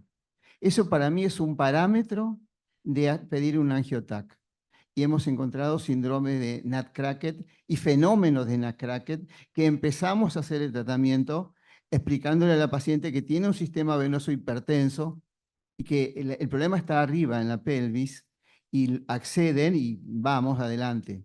Porque hay pacientes que consultan porque rebelde al tratamiento.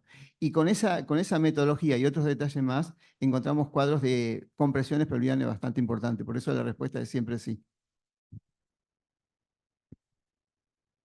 Bueno, y pasamos a grandes vasos, si usan equipos térmicos o no térmicos, o solamente escleroterapia. Yo uso ambos, no térmicos y térmicos. Bueno, térmicos láser, por supuesto, ese es el fuerte mío, pero he visto y me he convencido de que en algunos casos lo que es la Ecofon anda muy bien y sobre todo en pacientes añosos y aquellos pacientes que tampoco rechazan, por ejemplo, un tratamiento en quirófano. Y con respecto a la patología en sí, por supuesto, siempre Ecofon por debajo de 10 milímetros si es safena interna y 8 milímetros si es vena safena externa o menor. Límites 10 y 8. 18 para Ecofon. Sí. Bueno, comparto lo que dice Juan, o sea, 8 o 10 milímetros es la diferencia entre la escleroterapia, el láser, luego de ahí para arriba hacer una incisión, ¿no es cierto? Hay casos donde tenemos un callado neurismático y hay que hacerlo. Pero básicamente el hecho de utilizar el láser en el callado y obliterarlo bien, esperar el signo de la inversión de las burbujas, ese es un trabajo que hemos presentado hace tiempo con el doctor Espano, que ya no está entre nosotros, y bueno, de eso a nosotros nos ha dado muchísima seguridad en un momento en el cual se hablaba de que existían riesgos de tromboembolismo pulmonar y esas cosas, gracias a Dios, eso no nos ha pasado nunca, pero sí nos aseguramos de que queda completamente cerrado el callado a futuro.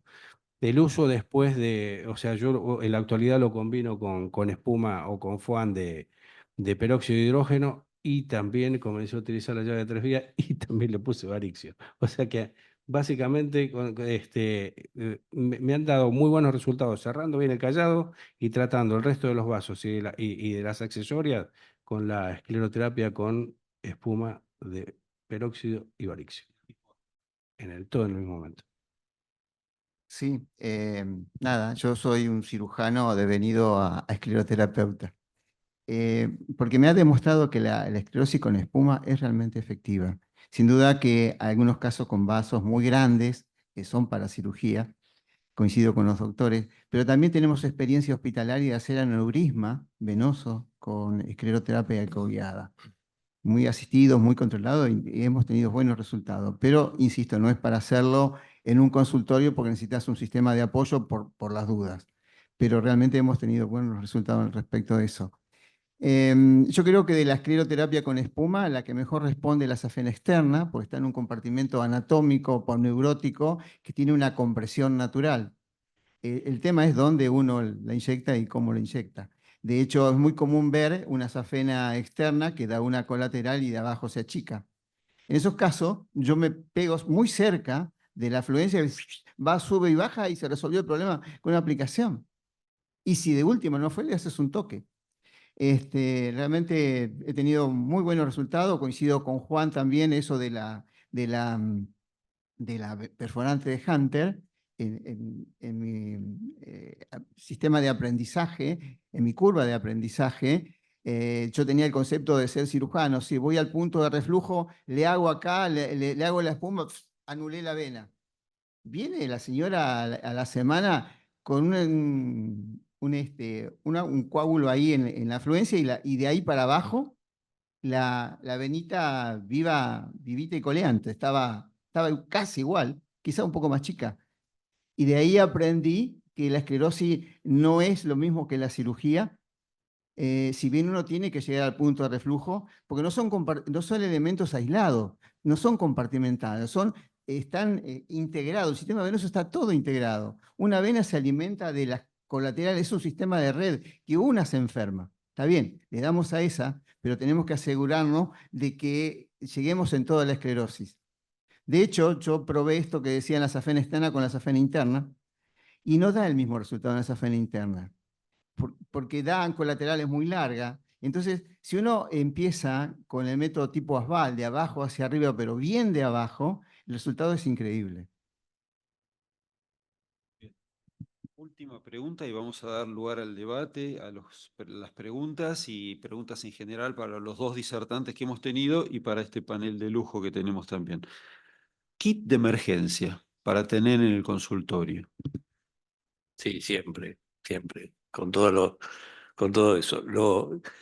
Lo único que no tengo es un desfibrilador, pero después el kit de emergencia médico lo tenemos. Compuesto de rápido. Lo necesario como para revivir y realizar un tratamiento de una alergia o un edema agudo de glotis. Para no hacerlo más largo, ¿sí? Sí, bueno, ya desde la época de Usem, él decía que había que tener un kit de emergencia. Entonces, un Decadrón, una cajita de pesca, que a veces hasta se te rompen las ampollas de no usarla, gracias a Dios. No tenemos tantas desgracias. Se vencen solos.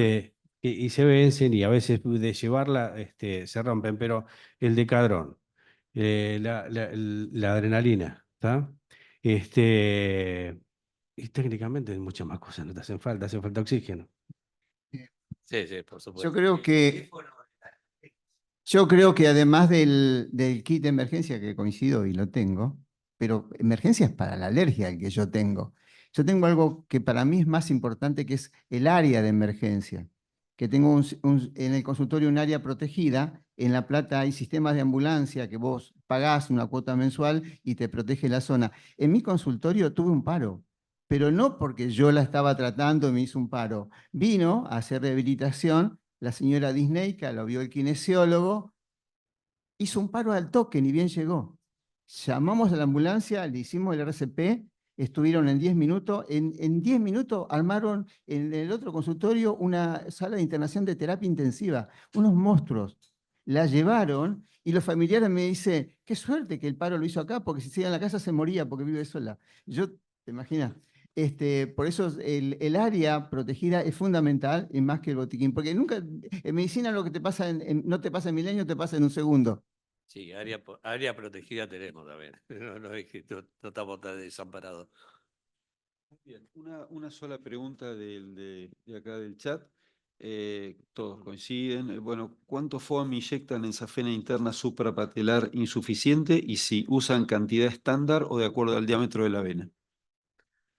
No, más o menos estándar, entre 3 y 4 centímetros para una safena suprapatelar.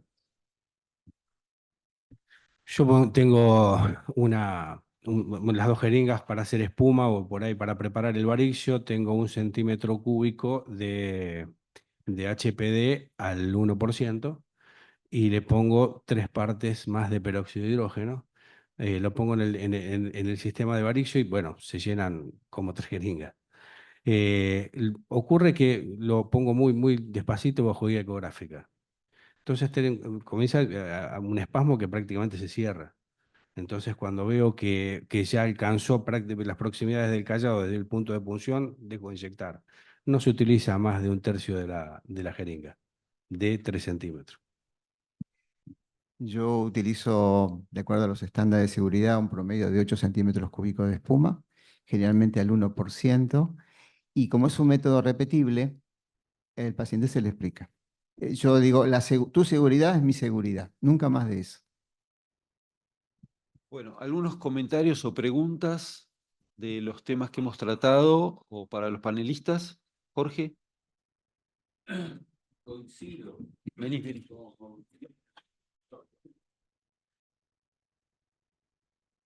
Como, digamos, es un método, y ya lo dijo el panel, que se puede repetir. Yo últimamente estoy utilizando 6 centímetros como dosis total para la safena magna. Y no es mío, sino que es un aporte que nos hizo el doctor Rey Bastos de Brasil, que tiene una amplísima experiencia en el uso de FOAN, y él utiliza 6 centímetros. Estoy usando 6 centímetros. 1 o 1,5%. Y va bien. Le confieso que en el año 95 usábamos 40 o 50 con García Mingo. Y nunca hubo ningún problema, más que una precordialgia. Él lo sigue utilizando. Yo sufrí bastante cuando aplicaba esa cantidad allá en Valencia, no acá. Pero si tenés buen resultado usando menos cantidad, me parece, ¿no? ¿Porcentaje lo usás con un diámetro determinado? Perdón, el 1% dijiste 1,5%. 1 o 2%. Bueno, 2% es otra cosa. Pero lo usás O 1,5. siempre el mismo porcentaje, no depende de tu diámetro de vena. Y que coincido con los calibres de las venas. Cuando es más de 10 milímetros, empezás a tener problemas que no se te ocluye toda la safena, pero coincido con lo que dice el doctor Velar. ¿Qué cuesta de darle un toque? No pasa nada. Y bueno, con respecto al agua oxigenada, al peróxido, hemos hecho trabajos con el doctor Plaquín, hemos operado y excelentes resultados y anda muy bien, se perfunde buenísimo. Así que lo felicito y los invito también a realizar este método que nos ha demostrado hasta ahora que no genera ningún inconveniente. El máximo problema que uno tiene cuando hace una ecoesclerosis de gran vaso superficial interna o externa es que el efecto terapéutico se avance hasta el sistema venoso profundo. Ese es el temor. Por eso en un principio muchos de los que hicimos FOAN, inclusive acá en Argentina, le hacíamos la ligadura del callado y luego le hacíamos el FOAN. Porque el temor era la progresión. Y luego vinieron los métodos que nos justificaron una defensa técnica de lo que estaba haciendo el flebólogo, y es la pregunta de alguna forma que dijo Juan Pat, que es, ¿qué nos defiende a nosotros que ese efecto medicamentoso no progrese al sistema venoso profundo por continuidad, que es la velocidad circulatoria, la indemnidad del endotelio? El problema es cuando tenemos un endotelio que ha sufrido una trombosis, ¿no es cierto? Que es otra cuestión. Pero con esos dos métodos, la velocidad circulatoria que hemos comprobado que es mayor, ¿no es cierto?, en el sistema profundo que en el superficial, esos son métodos que a nosotros nos permiten, digamos, tener una defensa con respecto al tratamiento. ¿Por Altavista?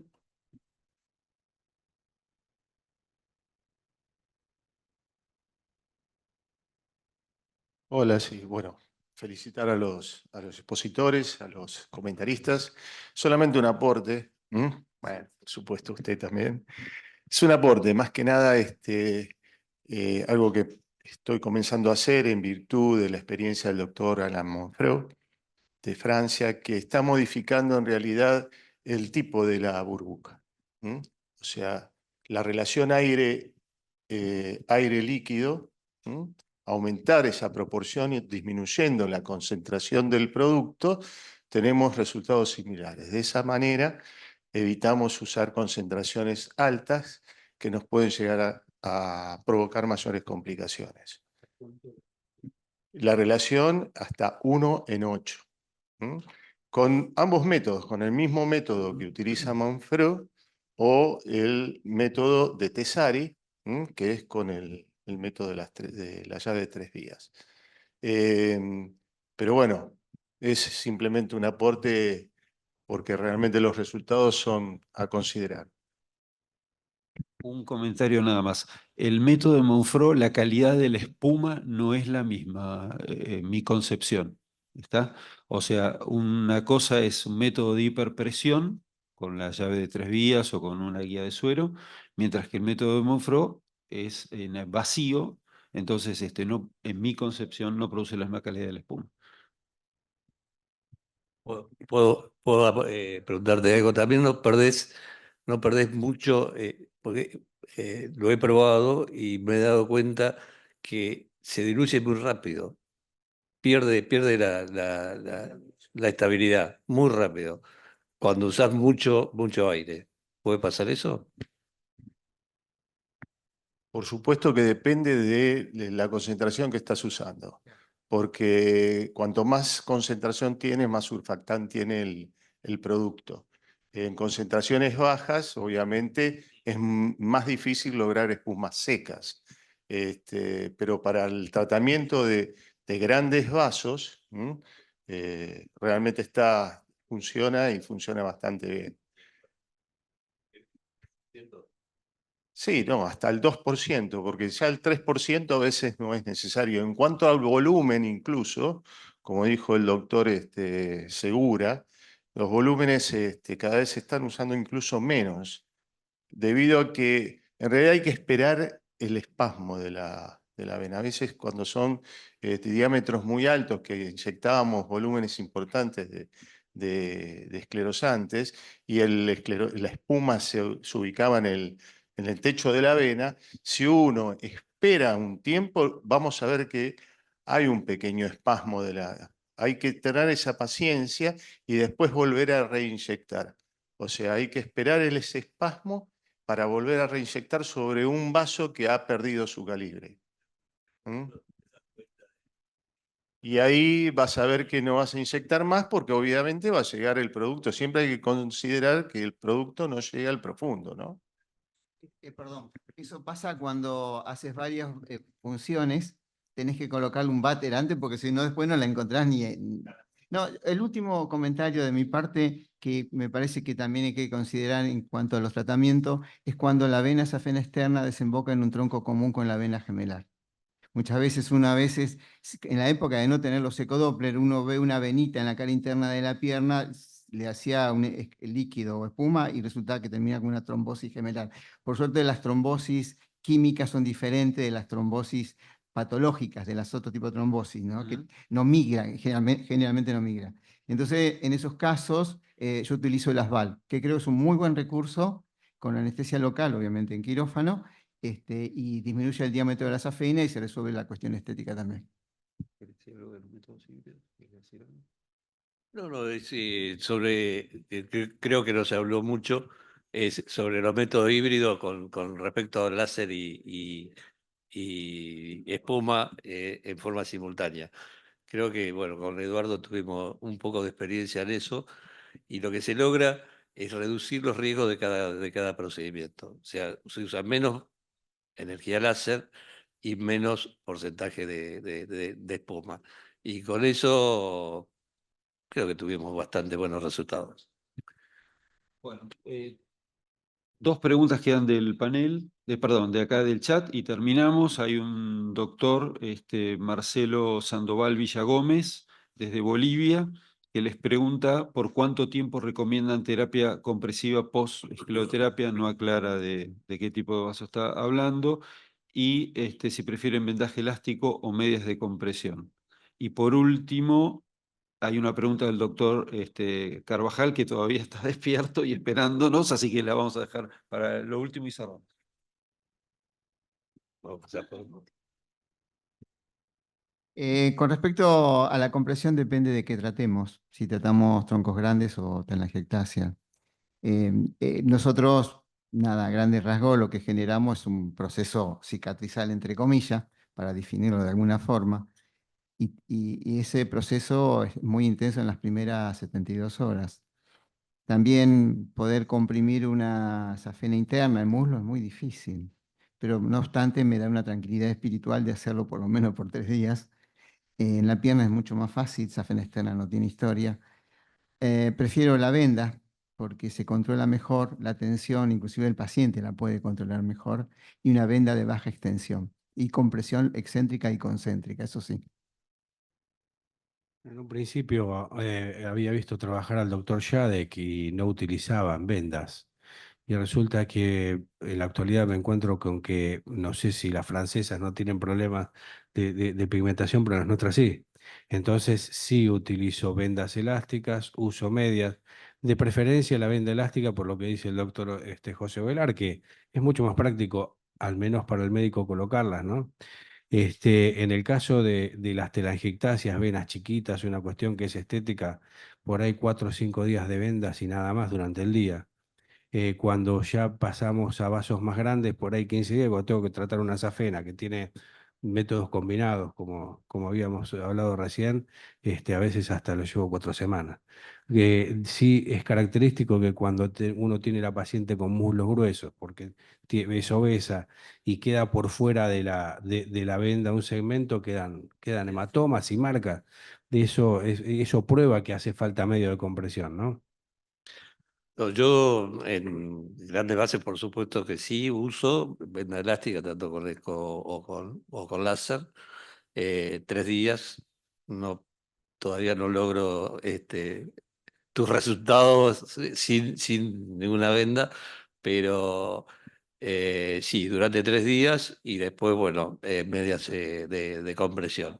Y lo que es telangiectasias depende del tipo de paciente. Muchas veces uso medias de compresión, pero como dice acá el doctor Plaquín, hay muslos que son muy difíciles de comprimir. Muy bien. Doctor Carvajal, no sé si está ahí para hacer la pregunta en forma directa. Rubén, ¿estás o la leo Sí, yo? sí, Adelante, sí. por favor. Adelante, Rubén, ¿Qué por tal? favor, y muchas gracias por esperarnos. Nada, nada. Un placer escucharos a todos. Yo quería comentar un poco el tema de la estabilidad de la espuma en concentraciones bajas, que creo que es algo muy importante porque a nosotros nos ha abierto pues, un camino de tratamiento de la esclerosis prácticamente para cualquier tipo de vena utilizando la microespuma. Nosotros utilizamos el sistema Varicio aquí, lo tenemos prácticamente desde el inicio. Y es verdad que hemos encontrado que en terapias, sobre todo en concentraciones bajas, no sé si tienen alguna experiencia los panelistas, la combinación con glicerina es muy relevante para mantener la estabilidad de la espuma a tiempos de concentraciones mayores. Hablamos de concentraciones de 0,15, 0,18, 0,20, que es lo que utilizamos con una espuma que Varicio hace normalmente a una concentración de más o menos líquido aire 1,7, que es lo que suele salir con Varicio. Y la verdad que los resultados son excelentes a nivel, sobre todo, de pigmentación. Reduce muchísimo la pigmentación y te permite utilizar una espuma muy fluida con una glicerina entre el 10 y el 75%. Hay diferentes matices, diferentes tendencias. Quería preguntar al panel sobre su experiencia al respecto y también, aprovechando que me aclararan el tema del peróxido, que me ha sorprendido un poquito, si lo mezclan, o sea, si diluyen el polidocanol con el peróxido o es peróxido diluido, eso no me ha quedado claro. A ver si el doctor me lo puede aclarar. Gracias. Rubén, estás hablando siempre de glicerina sola y no de glicerina crómica, ¿verdad? Para Glicerina la sola, estabilidad de la sí. espuma, glicerina sola. Glicerina sola, sí. Bueno, sí, yo lo que utilizo, disuelvo el polidocanol con peróxido de hidrógeno, con agua oxigenada. Eso lo que genera es una, y también utilizo el Varicio, de hace tiempo que lo tengo, entonces comencé a utilizar la combinación. Pero cuando se utiliza en forma líquida, logramos que se genera espuma sola, por la Mm, catalasa propia que tenemos mm, en la sangre, ¿no es cierto? Entonces genera una espuma que tiene dos particularidades. Eh, Sobre todo cuando uno trabaja sobre venas muy pequeñas, se distribuye casi en forma espontánea. Y muy en contrapartida de lo que uno hubiera pensado desde un principio, ese tipo de espuma que tiene una tendencia a propagarse por sí sola, migra a través de perforantes, se va al sistema venoso profundo, uno lo ve y lo evalúa muy claramente con el ecodoppler. Vemos que las burbujas prácticamente tienen la misma concentración y proporción en los vasos que están en el plano epifacial y en el plano profundo. ¿Y cuántas mm, trombosis venosa profunda tengo en la actualidad? Cero. Eso me generó al principio mucho más dudas, ¿no es cierto? Y mucho más certezas que certezas. ¿Por qué? Porque digo, ¿cómo puede ser que enorme cantidad de espuma que esté en el sistema profundo no se generen trombos? La primera hipótesis es por el hecho de que la velocidad de un sistema venoso con el otro es muy diferente. Pero la realidad de las cosas es que avanzando un poco más, nos encontramos con que el peróxido de hidrógeno es un metabolito natural en el organismo y tiene la propiedad de estabilizar la membrana. De manera tal de que hay el doctor José Sabán, que escribió un artículo interesante, es compatriota suyo, y habla del endotelio de las coronarias y el papel que tienen estos, él los denomina ROS, ¿no es cierto? Reactive Oxygen Species, donde está el peróxido de hidrógeno como un estabilizante de membrana. Entonces, la producción del peróxido de hidrógeno a nivel endógeno estabiliza las membranas a tal punto de que aquel individuo o aquellas coronarias que tienen un detrimento de esto, tienen mayor producción de infartos. Es interesantísimo el artículo de José Sabán. En virtud de esto, bueno, lo comencé a utilizar con confianza, hicimos un montón de casos, las trombosis, gracias a Dios, en el sistema profundo no ocurren y nos dan quizá más libertad para inyectar volúmenes superiores en un sistema varicoso que uno tiene que tratar. mm. En cuanto a la otra parte de la pregunta yo utilizo la misma concentración de polidocanol que hubiera utilizado si lo tuviera que poner puro. Y le pongo proporciones que van del 50 al 70% de peróxido de hidrógeno para diluir. Ok, muchas gracias. Bueno, muy bien. Muchísimas gracias a todos. Ha sido una reunión realmente excelente, de gran nivel, de amigos, de colegas. Así que les agradecemos mucho. Muchas gracias, Rubén. Muchas gracias, Gabriel. Y muchas gracias a los panelistas. Y nos vemos la próxima.